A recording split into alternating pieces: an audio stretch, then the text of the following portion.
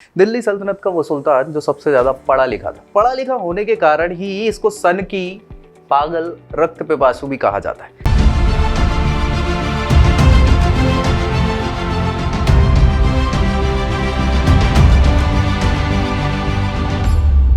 तो दोस्तों यहाँ हम बात करने वाले हैं, जो पीछे आप देख पा रहे होंगे, हालांकि नाम तो नहीं लिखा है लेकिन ये जाने माने व्यक्ति हैं अपने आप में।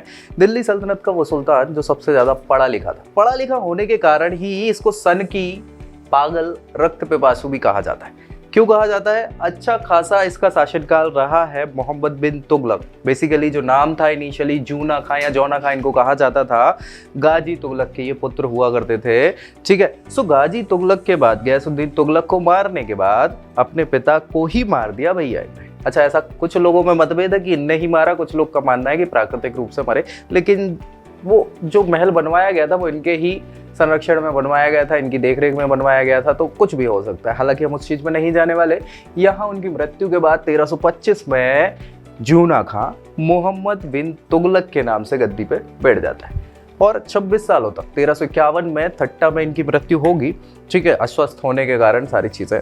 तो इन 26 सालों में इतने बड़े समय में ये शासन कर रहे हैं। ठीक है, इतने बड़े समय काल में चूंकि सबसे ज्यादा पढ़े लिखे व्यक्ति भी यही है पूरी दिल्ली सल्तनत के, तो जब ज्यादा दिमाग होता है व्यक्ति के पास, कुछ नया करने का सोचता है। नया करने के सोचने के कारण ही इतनी सारी पॉलिसीज लेके आए, लेकिन चाहे कह लो आप समय ने साथ नहीं दिया या किस्मत के मारे थे या जो भी था, एक भी पॉलिसी इनकी प्रॉपर जिस हिसाब से ये चाहते थे वो नहीं चली। सारी की सारी पॉलिसी, जितनी नीतियां थी, सबकी सब खराब हुई हैं। उसके कारण चूंकि डवाडोल सा रहा है माहौल और इनकी नीतियां कर चल नहीं पाई, तो लोग इनको सन की पागल भी कह देते हैं। ठीक है, क्या था सच हम जानेंगे यहाँ इस वीडियो में, तो बने रहिए मेरे साथ। मोहम्मद बिन तुगलक के बारे में हम यहाँ चर्चा करने वाले हैं। ठीक है, मोहम्मद बिन तुगलक सबसे पहले तो हम ये जान लें कि जूना खां इनका नाम था।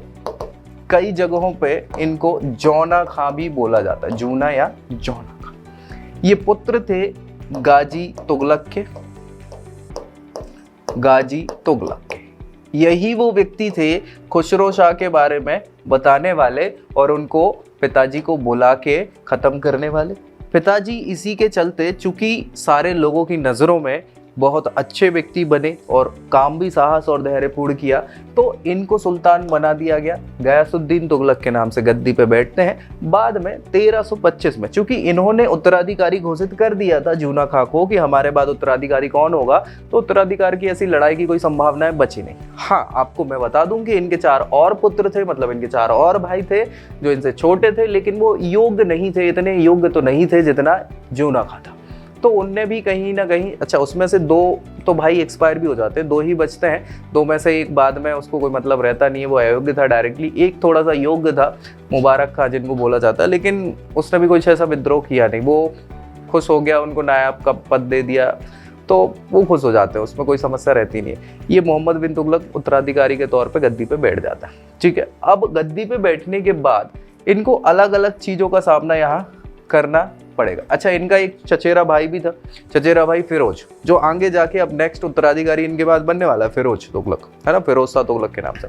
तो पहले मोहम्मद बिन तुगलक की बात कर लेते हैं, अगले वीडियो में हम फिरोज शाह की भी बात करेंगे, बिल्कुल बेफिक्र रहिए। मोहम्मद बिन तुगलक ने अलग अलग काम किया। अगर हम बात करें हर प्रकार से दृढ़ता की और सारी चीजों की, तो 26 साल का शासन रहा है। 26 साल के शासन में तुगलक वंश यहाँ अपनी उत्कृष्टता पे पहुंचा। तुगलक वंश सबसे ज्यादा इनने तुगलक वंश में, जैसे अलाउद्दीन के समय शासन था ना, वैसे ही शासन तुगलक वंश में इनके समय हुआ है। देखो, गयासुद्दीन तुगलक को ज्यादा समय नहीं मिला, तो उसने कुछ विस्तार कर नहीं पाया, बस आस पड़ोस का जो माहौल था वो उसको मिला लिया साथ में साम्राज्य को, लेकिन इन्होंने फिर बढ़ाना चालू किया। हालांकि अंतिम समय में घटना भी इनके समय ही चालू होता है, यानी उत्कर्ष भी पूरी दिल्ली सल्तनत का मोहम्मद बिन तुगलक है और पतन भी यहीं से चालू होता है मोहम्मद बिन तुगलक के। ठीक है, तो दोनों चीजें देखेंगे। अब पतन के हिसाब से अगर हम बात करें, सबसे पहले उत्कर्ष की बात करें, तो उत्कर्ष में कश्मीर हो गया, कश्मीर को अगर हम छोड़ दें, राजपुताना वाला माहौल है उसको छोड़ दें और दक्षिण का कुछ भाग छोड़ दें, तो बाकी के सारे क्षेत्रों पे जो है अधिकार हुआ कर रहा था किसका? मोहम्मद बिन तुगलक का। मोहम्मद बिन तुगलक ने ये सब कर लिया। देखो यार, ये दक्षिण में होयसल वंश तक पहुंच गए, कर्नाटक तक का क्षेत्र। तो इन सारे क्षेत्रों पे अब दिल्ली ऊपर है। दिल्ली से शासन यहां करोगे तो बड़ी समस्या हो जाने वाली है। तो इन्होंने सबसे पहला काम क्या किया, राजधानी परिवर्तित कर दे। ये दिल्ली है, जैसे मैंने आपको बताया, दिल्ली से ये देवगिरी, देवगिरी का नाम आप बहुत समय से सुन रहे हैं, तो देवगिरी ये अपनी राजधानी कर देते हैं। दौलताबाद उसका नाम बदल देते हैं। देवगिरी जगह का नाम है, महाराष्ट्र में पड़ रही थी, जो रामचंद्र की हम बात कर रहे थे अलाउद्दीन खिलजी के समय, तो वो देवगिरी में अपनी राजधानी बनाते हैं और उसका नाम बदल के दौलताबाद कर देते हैं। ठीक है, कोई दिक्कत क्यों कराइए? इनने कहा भाई यहाँ से दिल्ली भी पास है, यहाँ से मुल्तान भी बराबर पड़ता है, यहाँ से आप बंगाल जाओगे बराबर पड़ेगा, यहाँ से होयसल भी बराबर पड़ेगा, हर कुछ लगभग बराबर पड़ रहा था। तो इनने कहा यहाँ से ईजी होगा। लेकिन समस्या ये हुई कि जब दौलताबाद या देवगिरी को राजधानी बनाया तो इतने सारे विद्वान सबको कहाँ बुला लिया, पूरा यहाँ बुला लिया। अब उनके लिए ये जो जगह थी, अब चूंकि उत्तर भारत में रहते हैं, दक्षिण भारत में गर्मी बहुत पड़ रही है और सारी चीजें, तो इनके हिसाब से सारी चीजें हुई नहीं, तो लोगों को मजा नहीं आया। मजा नहीं आया तो पैसा वापस मतलब राजधानी वापस। तो ये एक बहुत अच्छा प्रयास किया गया था व्यक्ति के द्वारा, लेकिन वो सफल हो नहीं पाया। ठीक है, तो वापस दिल्ली राजधानी परिवर्तित कर दी गई। दूसरी चीज की बात करें तो पहला हो गया आपका राजधानी परिवर्तन, ये 1326 की बात है। इसके बाद हुआ कुछ ऐसा कि इसी किसी समय मतलब मोहम्मद बिन तुगलक के समय भारत ही नहीं पूरे विश्व में चांदी की बहुत कमी पड़ गई। पता नहीं अचानक से क्या हुआ ऐसा कि चांदी की कमी हो गई। अब चांदी की कमी हो गई तो उस समय सिक्के चांदी के ही चल रहे थे, सोने चांदी के सिक्के चल रहे थे। तो इनने कहा यार एक काम किया जाए कि चांदी की कमी को पूरा करने के लिए सांकेतिक मुद्रा, भाई फारस हो गया, चीन हो गया, इन लोगों ने सांकेतिक मुद्रा चलाना चालू कर दी थी। तो सांकेतिक मुद्रा चालू करने से वहां तो कागज की मुद्राएं चल रही थी। इनने कहा एक काम करते हैं, अपन तांबे के सिक्के चलाते हैं। आदेश करा दिया गया कि भाई पूरे राज्य में अब काय के सिक्के होंगे, तांबे के सिक्के चलेंगे।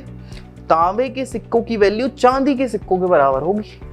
लोग बात कहे यार ये अजीब पागल मानुस है, चांदी बहुमूल्य है, तांबा बहुमूल्य थोड़ी है, तो कैसे ये तांबे के सिक्के किसके बराबर है? चांदी के बराबर है। तो ये बड़ी समस्या। अब लोगों ने दिमाग लगाना चालू कर दिया। उन्होंने क्या करा, जब किसी को देना होता था पैसा तो तांबे का देते थे, जब लेना होता था तो चांदी का दो।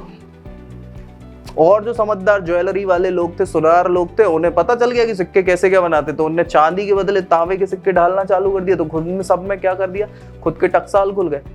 तो अब राज्य में भारी मात्रा में कांसे के सिक्के हो गए, चांदी गायब। लोग बाग अब चांदी को क्या दबाने लग गए। तो ऐसे में असंतोष फैलना चालू हो गया। लोगों को मतलब लगा ही नहीं कि यार ये चीज कैसे वर्क कर सकती है। तो लोगों ने विद्रोह करना चालू कर दिया। तो क्या करे, सुल्तान को अपना ये फैसला वापस लेना पड़ा। उन्होंने कहा कि भैया ठीक है, एक काम करो, जितने सिक्के हैं तुम लोग के पास तांबे के, हमें दो, हम उसके बदले सोने चांदी के सिक्के तुम्हें वापस कर रहे हैं, फिर से वो चालू। ऐसा बोला जाता है कि दिल्ली के पास पहाड़ बन गया सिक्कों का।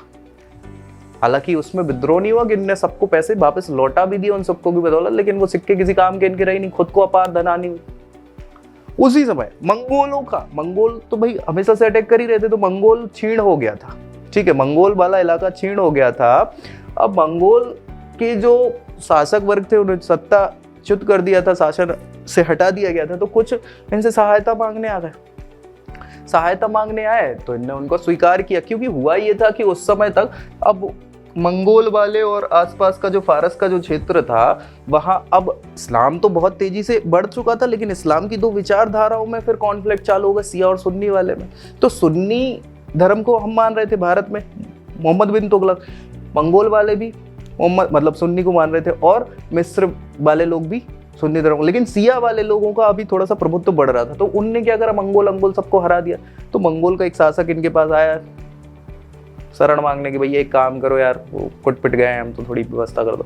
ऐसा बोला जाता है कि उन्होंने व्यवस्था करी सारी कुछ, लेकिन इन्होंने कहा कि इसको ज़्यादा दिन अपने यहाँ रखेंगे तो कल को वो लोग इधर भी आएंगे तो दिक्कत है, तो उसको वापस भेज दिया। अच्छा, फिर उसने मिस्र में भी लोगों का सपोर्ट लिया, इनको भी लिया। इनने कहा अभी समय अच्छा है, अपन क्या करते हैं, उसको हरा देते हैं ख्वारिज़्म वाले शासक को, और जीतना चालू कर देंगे, अपना इतना बड़ा वो हो जाएगा, साम्राज्य हो जाएगा। इनके दिमाग में ये घर कर गया कि यार क्यों ना अपन विश्व विजय करें, जैसे अलाउद्दीन वाला माहौल था। लेकिन अलाउद्दीन को तो काजी ने समझा दिया था कि हैं पहले घर जीतो फिर बाहर जीतना। तो इनने सोचा कि हाँ यार ऐसा कर सकते। तो इनने क्या किया कि इनने लगभग 3.5 लाख कुछ सैनिक जो हैं इकट्ठे कर लिए और उनको 1 साल का वेतन दे दिया,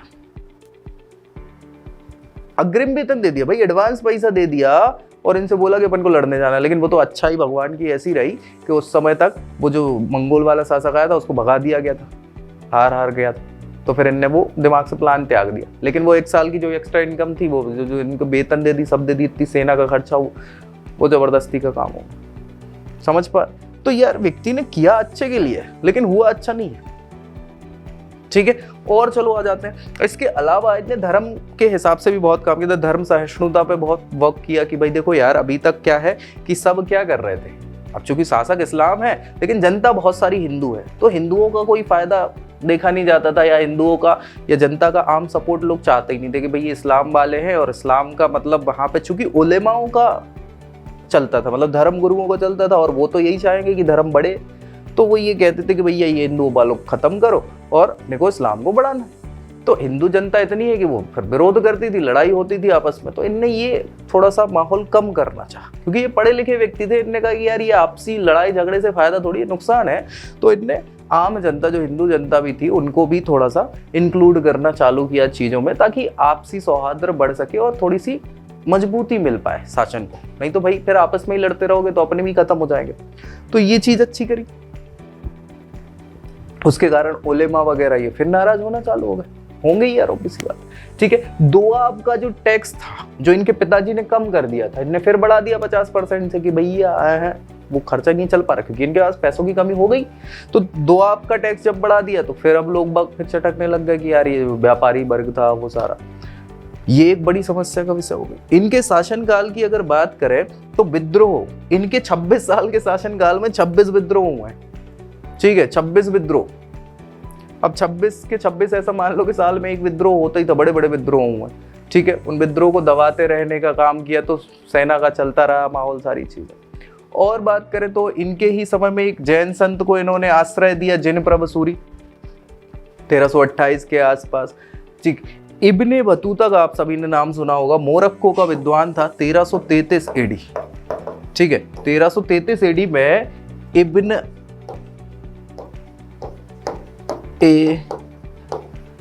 बतूता, इब्ने बतूता, ठीक है। सो इब्ने बतूता ये व्यक्ति आया, विद्वान व्यक्ति था, वो इनके दरबार में आया, उसको बढ़िया इनकी माँ ने बहुत अच्छे से स्वागत किया, सब बढ़िया रहा। उसने रेहला नाम का अपना एक ग्रंथ लिखा है जिसमें पूरी इस समय की सारी जानकारी दी हुई है, सब कुछ किया हुआ है। और उसको अब देखो क्या हो गया था, तब तक थोड़ा सा चीन और इनसे विदेश नीति के हिसाब से कुछ ये लोग इनसे भी संपर्क कर रहे थे, भारत की जो सरकार थे, सुल्तान थे वो। तो इन्होंने क्या करा, इब्ने बतूता को वहाँ का काजी नियुक्त किया चीन के साथ नीति, विदेश नीति बनाने में, और वो सफलता भी प्राप्त करी, सारी चीज़ें हो गई। तो भी बहुत अच्छा काम रहा। रेहला में सारी चीज़ें वर्णित हैं, सब कुछ है, ठीक है। इसके अलावा अगर बात करी जाए तो विद्रोहों में बहुत सारे विद्रोह हुए, अलग अलग विद्रोह हुए, देवगिरी से लेके दक्षिण भारत में बहुत विद्रोह सब हुआ। उनमें दक्षिण भारत के 2 प्रमुख विद्रोह जिन्होंने कहीं ना कहीं इस शासन की कमियां चालू कर दी, हम बात कर रहे हैं 1336 एडी में। एक है विजयनगर साम्राज्य, आपने बहुत ज्यादा सुना होगा विजयनगर साम्राज्य। तो विजयनगर साम्राज्य भी इसी के समय आजाद हुआ, एक नया किंगडम बना मोहम्मद बिन तुगलक के समय। उसके बाद एक और अगर बात करें 1347 एडी, बहमनी साम्राज्य का अगर आपने नाम सुना हो तो, बहमनी साम्राज्य, तो बहमनी साम्राज्य भी इन्हीं के समय आजाद हो जाता है, समझ पा रहे। तो ये सारे काम से, यहीं से फिर यहाँ तुगलक वंश का और दिल्ली सल्तनत का थोड़ा सा एक प्रकार से पतन चालू हो जाता है, सब बोल दिया जाता है, ठीक है। अब हुआ कुछ ऐसा है कि इनने अलग अलग प्रकार की नीतियां अपनाई हैं, जैसे मैंने कहा हर समय अपने मन से कुछ भी चालू कर देने का काम इनका था, लेकिन वो नीतियां इनके हिसाब से चली नहीं, या समय ऐसा है अकाल पड़ गया, बीच में सूखा पड़ गया, सिंचाइयाँ के नहरों के लिए इन्होंने सब चालू करवाया। इन्होंने भैया एक बोल सकते हैं हम कि कृषि विभाग भी चालू करवाया, दीवाने को ही। उसमें इनने किसानों को बोला कि भाई आपको अच्छी फसलों के लिए हम कर्ज दे रहे हैं, ऋण दे रहे हैं, अच्छी बढ़िया फसलें उगाओ, सब बाद में चुका देना। अब किसान आ गए इनके पास लेने और इनने दे दिया पैसा, लेकिन सूखा पड़ गया। पैसा वापस आया नहीं और इनकी नीति की और आलोचना हो गई। तो कोशिश तो ये करी जा रही थी कि यार अच्छा हो, लेकिन हुआ नहीं। सबसे ज्यादा नहरें इन्होंने बनवाने का काम चालू किया, लेकिन वो नहरें भी बन नहीं पाई, तब तक ये निपट जाते। तो कोशिश अच्छी करी है, लेकिन अच्छी कोशिशों के बावजूद भी फल उस हिसाब का मिल नहीं पाया और फाइनली ये एक्सपायर हो जाते हैं 1351 में ठट्टा के आसपास, सिंध के पास। ठीक है, सो ठट्टा के आसपास बीमार पड़ गए और वहीं इनकी मृत्यु हो गई, तो इन्हें मौका ही नहीं मिल पाया उत्तराधिकारी का। लेकिन इन्होंने अपना उत्तराधिकारी 1345 के आसपास ही बता दिया था। किसको? अपने चचेरे भाई फिरोज को। फिरोज को इन्होंने उत्तराधिकारी नियुक्त कर दिया था। तो वो ज्यादा ऐसी कोई समस्या आई नहीं, लेकिन छुटपुट समस्याएं आएंगी जब हम फिरोज चर्चा करेंगे तो हम उसमें बताएंगे आपको। ठीक है, सो ये हो गया। लेकिन इसी के समय जैसे ये मरे तो इतिहासकार वर्नी है, वर्नी ने एक बहुत अच्छा, मतलब अच्छा बोल लो बुरा बोल लो, इनके लिए कथन लिखा हुआ है कि जनता को राजा से और राजा को जनता से छुटकारा मिल गया। ऐसा व्यक्ति था इनकी मृत्यु के बाद 1351। तो ये कथन है बाकायदा वर्नी ने कहा है, क्योंकि ये पागल था, सनकी था, कभी क्या हो जाए पता चले, रात को सो रहे हैं और दिमाग में आए कि यार ऐसा करना है, सुबह उठ के कि वही लागू कर दिया उन्होंने, ना सोचा ना समझा। ठीक है, तो ये सारी घटनाओं के कारण इस व्यक्ति को पागल बोल दिया जाता है ना। अच्छा था व्यक्ति अपने हिसाब से।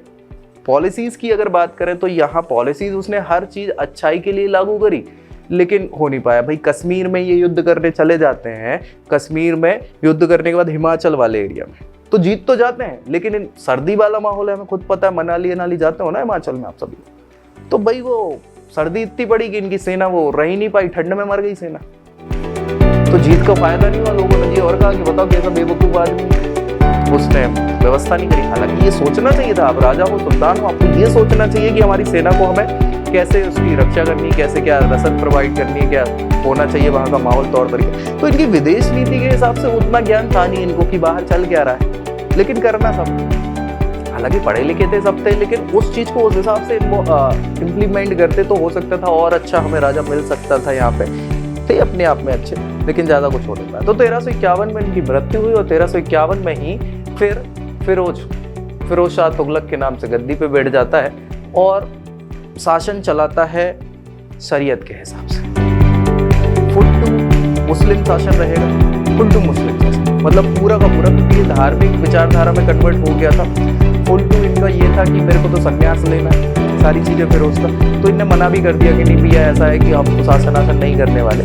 लेकिन जो बड़े उलेमा वगैरह जो थे, अमीर वर्ग के लोग, उन्होंने बताया कि देखो यार अब आपके ऊपर ये भार आ गया है, तो भार तो आपको लेना पड़ेगा, तो आप मना नहीं कर सकते, अपनी इस कार्य से हट नहीं सकते किसी भाई धर्म में। तो यही लिखा है कि आपको अगर कोई कार्य सौंपा गया है तो उसके प्रति आपको वफादार होना चाहिए। तो धार्मिक व्यक्ति था तो उन्होंने कहा ठीक है भाई कर लेते हैं, क्या दिक्कत है। तो इनने शासन किया और दिल्ली सल्तनत का दूसरा ऐसा सुल्तान है जिसने सबसे ज्यादा शासन किया हुआ है, दूसरे नंबर पे है ना। तो दूसरे नंबर का सबसे ज्यादा शासन करने वाला। और सारी नीतियां अब ये क्या है, डिसाइड कैसे करेंगे, धर्म के हिसाब से। जो धर्म में है वही करने वाले, इसके अलावा कुछ नहीं करने वाले। तो भी अब कुछ व्याप्त होगा और इनके शासन को अच्छा तो नहीं बोल सकते, क्योंकि यहाँ से फिर कमी होना चालू हो गई। किसकी? तुगलकों की। तुगलक का खत्म हो जाएगा, फिर इसके बाद माहौल बिल्कुल खत्म पे ही हो जाएगा। ठीक है, सो नेक्स्ट वीडियो में हम चर्चा कर लेंगे किसकी? फिरोज शाह तुगलक की। और मिलते हैं नेक्स्ट वीडियो में, तब तक के लिए जय श्री।